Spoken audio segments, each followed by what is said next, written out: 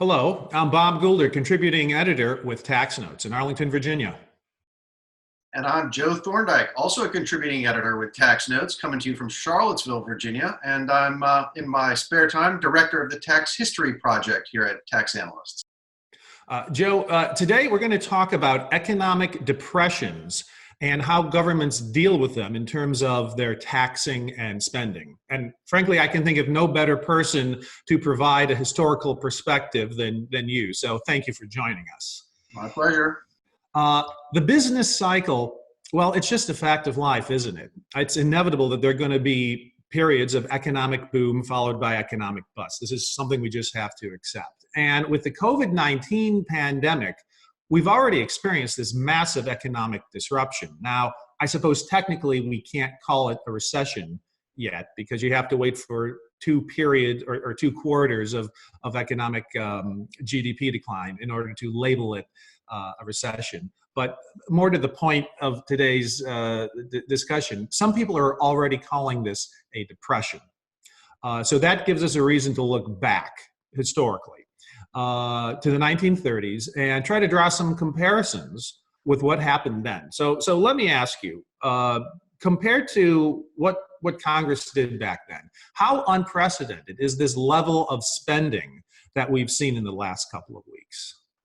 Well, I mean, the level of spending is pretty extraordinary, and the rapidity of the spending is pretty extraordinary, right? So, I mean, let's back up for a second. Like this whole terminology thing, recession, depression, and for the most part, I leave that to the economists to hash out, like whatever definitions they want to use for that. What really strikes me as important about these things, and what makes me think of this in terms of a depression, is, and this is not in the official definitions, but is unemployment, right? Because to me, things like GDP and growth, and these are sort of abstract, and a lot of things flow from them, including employment numbers. But the things that really hit home, that really define this reality for a lot of people, is employment and unemployment. Because when people don't have jobs, that's real human suffering in a way that's really palpable. And what we're seeing right now is unemployment on a scale that is truly almost unimaginable. It is unimaginable for almost everyone alive today. And we don't really even know what the numbers are, but the numbers are huge. The numbers that are getting kicked around officially are around the middle teens. But in reality, and they even say this, the Fed chair will say this, it might be 20% or 25%. It could be 30%. I mean, those numbers at the high end, those exceed the Great Depression of the 1930s. And at the very least, they're matching the numbers of the 1930s. Those are extraordinary, and they imply huge amounts of suffering, and honestly, from my perspective, a huge amount of social instability if they continue for a long time. Now, they may not, and the Depression is in many ways not the best point of comparison for what we're going through right now, because it came from different sources, and it proceeded and unfolded in ways that are probably not going to be the same as what we're going through right now. And particularly, it was very slow in terms of the recovery. And there are reasons to hope that our recovery now will be faster. But, that level of unemployment, if it goes on for very long, like let's say into like next winter, that's just not sustainable. I mean, I've said this on Twitter a number of times, and I really believe it's true. Like, it's still kind of abstract because it's all happened in like 8 weeks, right? It's still so fresh, but oh my God, like that many people, 30% of people without a job. So I just need to start with that, because as a historian, I am blown away by those numbers, because we look back at the 1930s and we think, wow, that was extraordinary. It was terrible. The country, at a time they talked about revolution in the 1930s. Like, they were seriously worried about that kind of political instability. Well, we're there. Like, we're not there yet because it hasn't lasted that long, but we have the conditions in place for that. All right. So now that I got that off my chest, total disaster, right? I do think that the amount of spending we've seen is trying to respond to that, right? Because policymakers have recognized just how extraordinary this is. And so they've thrown an enormous amount of money at this problem in a very short period of time. And I mean, if politicians, we're all pretty cynical about Washington, right? And we all complain all the time about polarization and about gridlock and all of that. And I do that all the time, and I'm sure that I will continue to do that. But let's stop for a minute and just say, wow, these guys have gotten a lot done very quickly.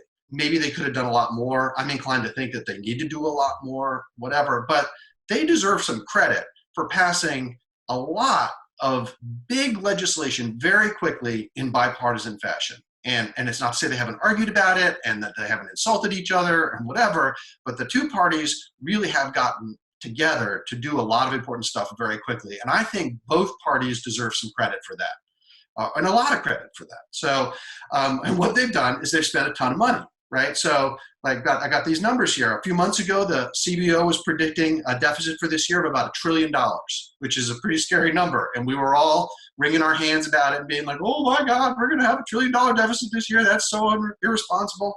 Well, that deficit now is supposed to be something like $3.7 trillion, which is just crazy. That's like 18% of GDP. That's crazy. It's in the Great Recession, that we just got through basically 10 years ago, it was never more than 10% of GDP. So this just blows that out of the water. Bill Gale at the Brookings Institution just recently pointed out that before the pandemic, the outstanding public debt was projected to be 81% of GDP by the end of the year. And now it's expected to be 101% and 108% by next year. And that breaks the previous record that we had at the end of World War II, which was 106%. So we actually managed to fight a truly global war in a way that took on, an enormous percentage of our economic power, and we borrowed an enormous amount of money to do it. And we emerged from that, and we had borrowed less than we're going to borrow now. So I think that's pretty dramatic. So that's a very long-winded answer to your question, but I think it's important to just establish that we are borrowing an unprecedented amount of money and spending it on a problem which is a bigger economic problem, arguably, than we've ever faced before.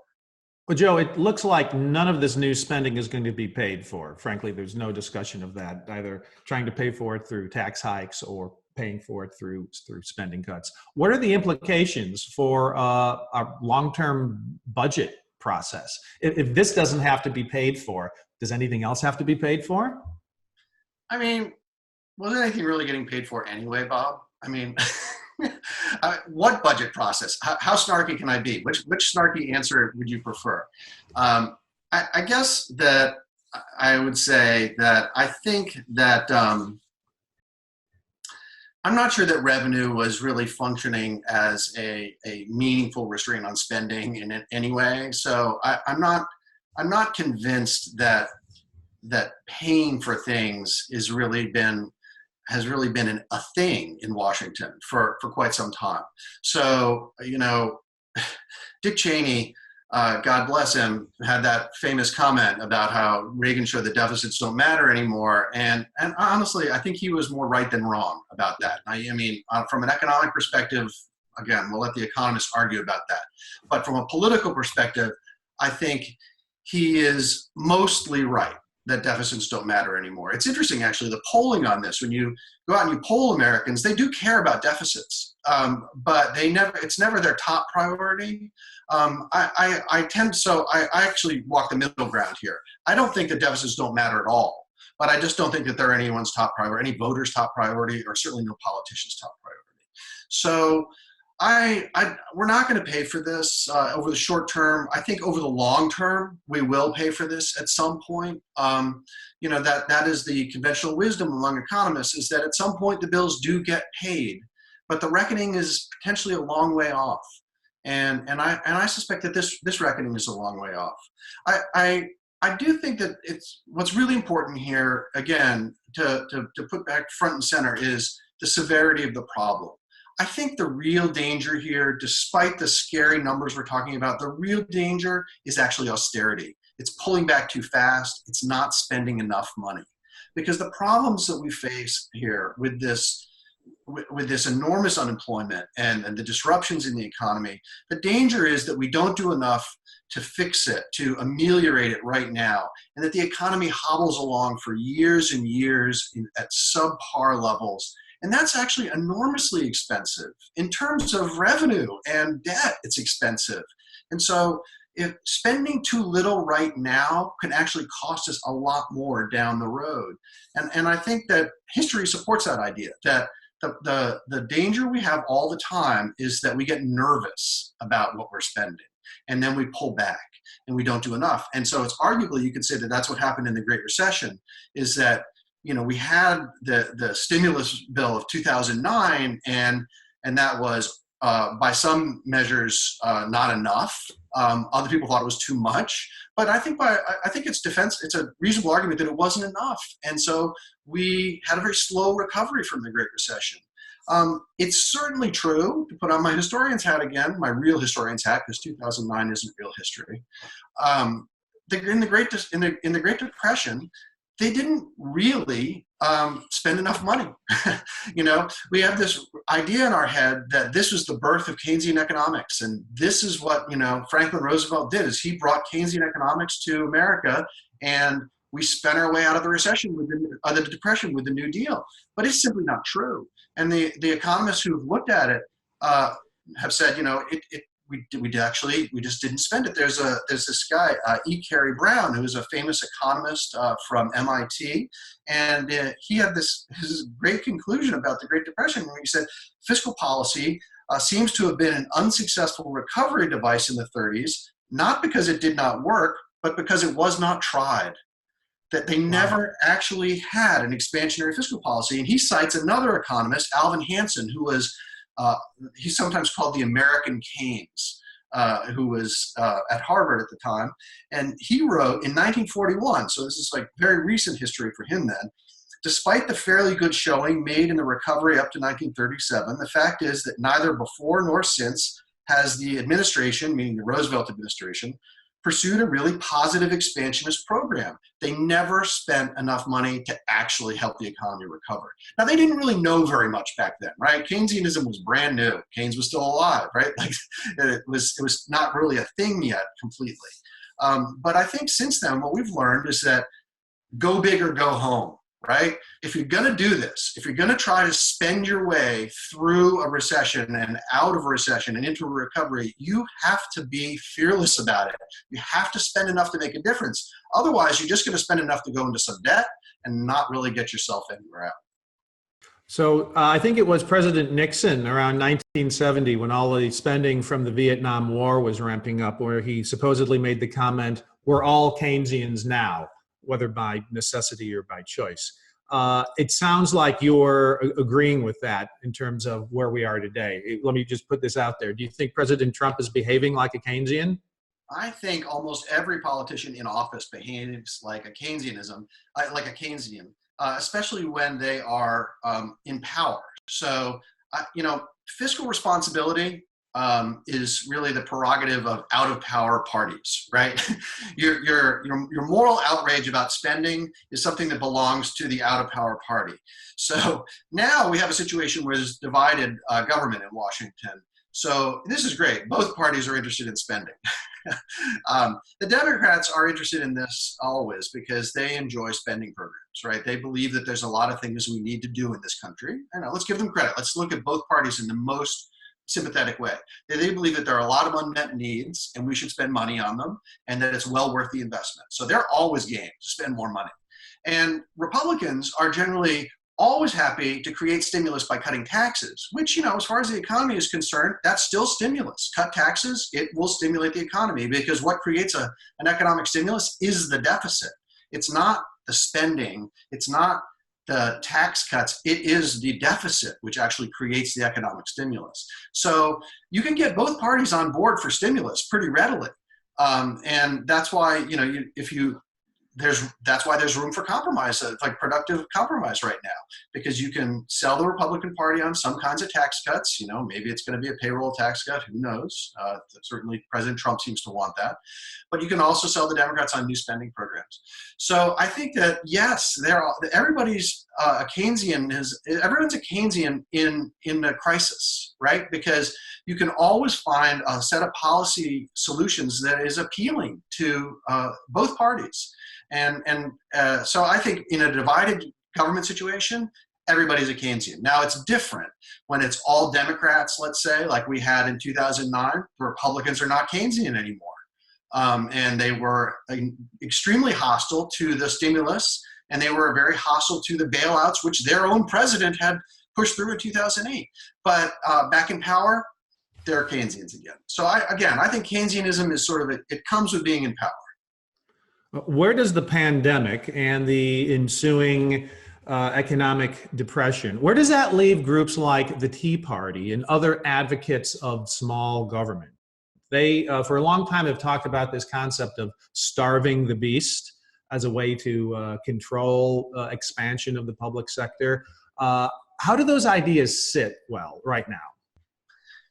Yeah, I don't know. I'm of two minds about groups like the Tea Party. I believe that instinct for small government is real, and that it is it runs. You can discern it in various periods in American history.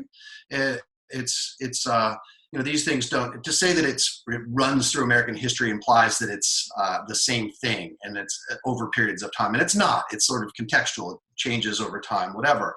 But that sort of small government impulse is a theme of American history. And so I think the Tea Party is connected to that, and is connected to a history of that.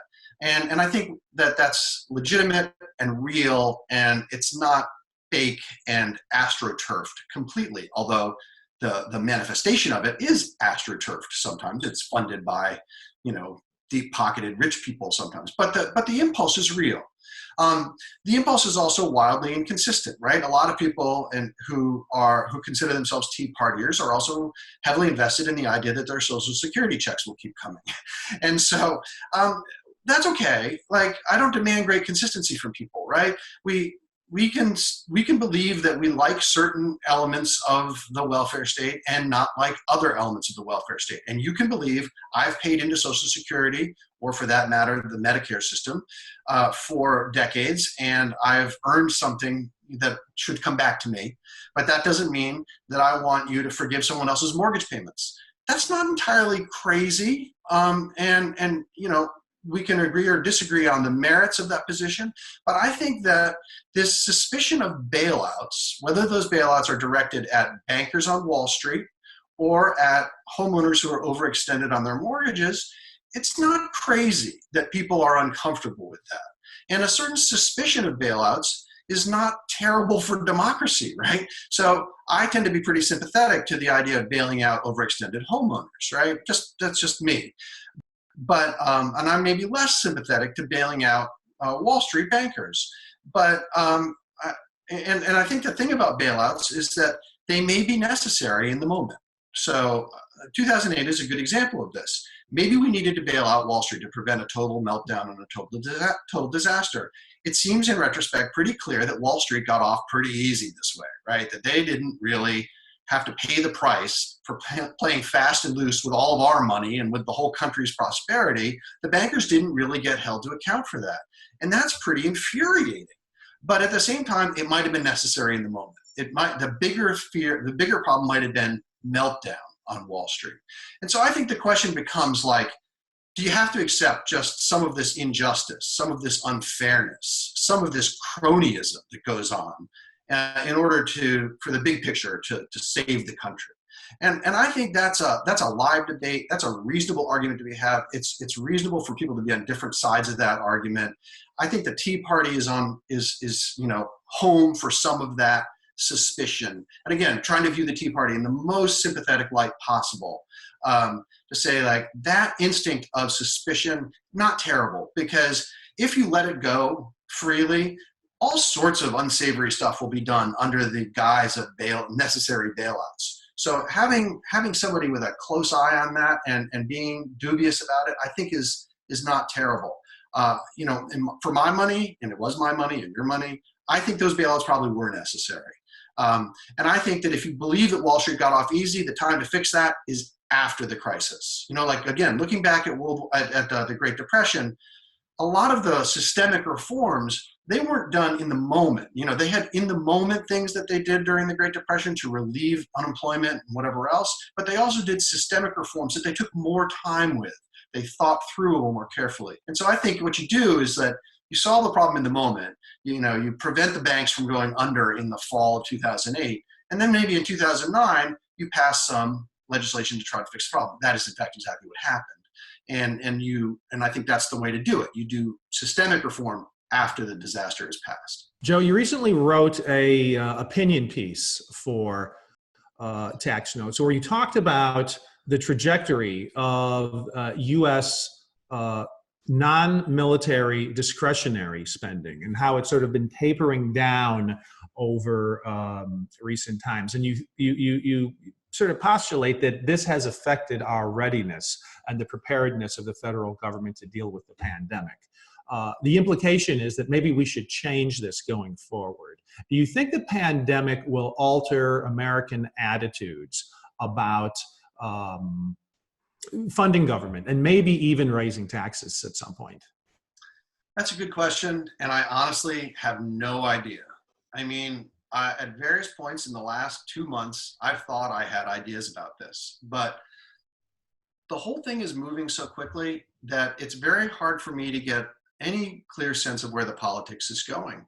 And it's partly because it's very hard to get much of a sense of where the pandemic is going, right? So we've all been locked down for 8 weeks, and now the country is sort of unlocking. And none of us, and including I think a lot of the epidemiologists, know exactly how that's going to play out. And we don't know how it's going to play out in the fall. And I think a lot of that is important to figuring out how the politics of this are going to play out down the road. If it turns out that we've averted disaster and that the worst is behind us, they've got that poll number right now. Right? They ask people whether they think the worst is behind us or still ahead of us. If the worst is behind us already, then maybe it doesn't change things that much. If the worst is still in front of us, I think it really might. If we have more like the last 2 months, I think there could be big changes. But if going forward looks more like what here in Virginia the last week has looked like, which is like unlocking of everything, then I'm not so sure. But truly, what's really become clear to me in this whole period is the uncertainty rules the day. The pandemic itself is uncertain, and everything that flows from the pandemic is uncertain. And we aren't going to know until, it seems to me, next winter we'll have a better idea, both about how bad this pandemic will be for us, but also what it's going to change about our country in the long term. If we go back to the period before the pandemic, one of the issues that was maybe the most pressing issue of the day when it came to thinking about big tax reform ideas, it was this idea of income inequality. And that when we want to sit down next time to change the Internal Revenue Code, the overarching idea would be that we have to deal with income inequality. Well, that was before the pandemic. Now, there's the idea of just getting things back to normal, focusing more on economic growth and employment and so forth. Do you view those two concepts as being at odds, or does the one feed the other? In other words, are we going to get to a point where people are going to say dealing with income inequality is actually part of the recovery process? Yeah, I guess that I would say that I don't see efforts to deal with income inequality as inconsistent with growth. So I'm not especially concerned that wealth taxes are going to be this great, if that's the solution, and that may not be it, but if that wealth taxes, for instance, would be a growth killer. I think there are all sorts of issues with wealth taxes, but I'm not convinced that they are this terrible growth killer. I'm certainly not convinced that higher income tax rates are growth killers of any kind, or that, for that matter, higher estate tax rates are growth killers of any kind. So, none of these things are on the tax side are necessarily like the end-all, be-all solution to inequality, wealth inequality, but they are elements maybe of a solution. And I don't think that they are necessarily inconsistent with growth and recovery. And I think you can make an argument that they're in fact very consistent with growth, with recovery. And in many ways, I think spending is going to be important to recovery and growth, and probably more important than whatever tax provisions we make. And spending is probably more important to redressing inequality as well. That it does seem that in many countries, what really matters in terms of improving or changing the structures of inequality, what really makes the difference is how we spend our money, not how we raise the money. And so I'm never convinced by the boogeyman threat of progressive taxation. Like, oh my goodness, progressive taxation is going to destroy the growth engine. It doesn't do that, but neither is progressive taxation the great solution to inequality. So to me, I think, the issue is going to be, at some point, we have a reckoning with all this money we're spending. At some point, the financial markets, the bond markets are going to be uncomfortable with all this money that we're borrowing. We're going to need to make a good faith effort to get our fiscal house in order. And in reality, it just realistically speaking, that's not going to come just from raising taxes on corporations and the corporate income tax. It's not going to come just from raising the estate tax rate.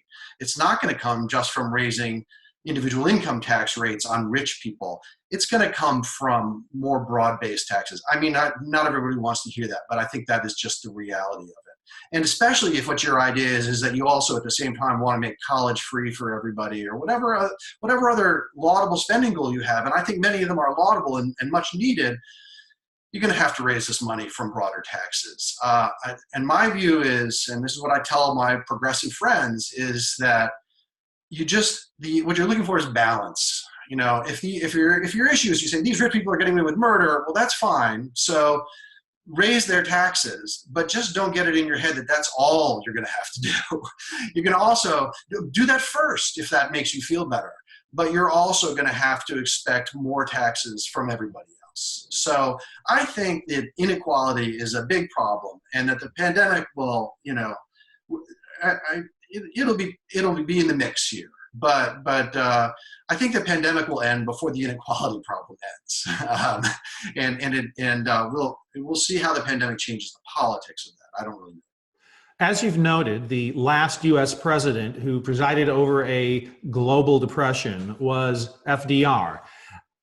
So let's conclude with this question. If FDR could somehow walk up to President Trump and whisper a word of advice in his ear about what should you do to get the country through the current depression, what do you think FDR would say?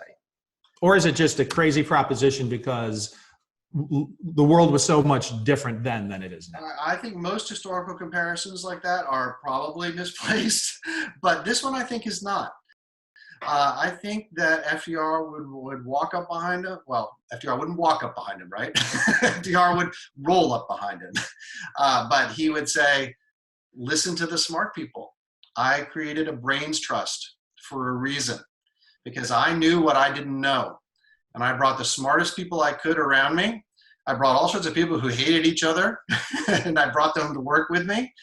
And I listened to them all, and I made decisions from what they had to tell me. I selected ideas from what they had to say. And I think he would say, find yourself a brains trust and be tolerant of them and listen to them. I'm not sure that that's really in Donald Trump's character, but it was in FDR's character, and I think it served him pretty well. So I think that's the advice that he would give. Joe, thank you very much. It's been enlightening as always. Well, it's been my pleasure. Thanks for having me.